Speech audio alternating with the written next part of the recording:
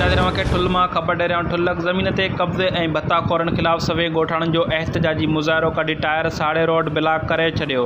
ठुलक ॻोठ फीरोज़ खान क़ंडाराणी जे रھواسين जो زيادتين ख़िलाफ़ एहतजाजी मुज़ाहिरो कढी करे धरणो हयो। सवें ॻोठाणनि भत्ताखोरनि ख़िलाफ़ ठुल ॻڙھي حسين रोड ते धरणो हणी टायरनि खे बाहियूं ॾेई करे रोड ब्लाक करे छॾियो, जंहिंजे करे ट्रैफ़िक मुअतल थी वई ऐं सवें गाॾियूं बीहजी वयूं। उन मौक़े ते मुظاھرين चीफ मुक़दम राजा, आفتاب क़ंडाराणी, خالد حسين क़ंडाराणी, बिलाल फीरोज़ ऐं ॿियनि चयो त मरी बिरादरी जे 62 ज़मीननि ते कब्ज़ो करे भत्तो तलब करे रहिया आहिनि, जॾहिं त ॻڙھي حسين पुलिस भत्ताखोरनि सां भिट बणियल आहे, जंहिंजे करे खूनरेज़ी जो बि ख़तरो आहे। हुननि चयो त भत्तो न ॾियण ते ज़मीननि ते कब्ज़ो कयूं वेठा आहिनि। हुननि चयो त भत्ताखोरनि ख़िलाफ़ केस दाख़िल करे ज़मीननि तां कब्ज़ो ख़तमु करायो वञे, ॿी सूरत में एहतजाज कयो वेंदो।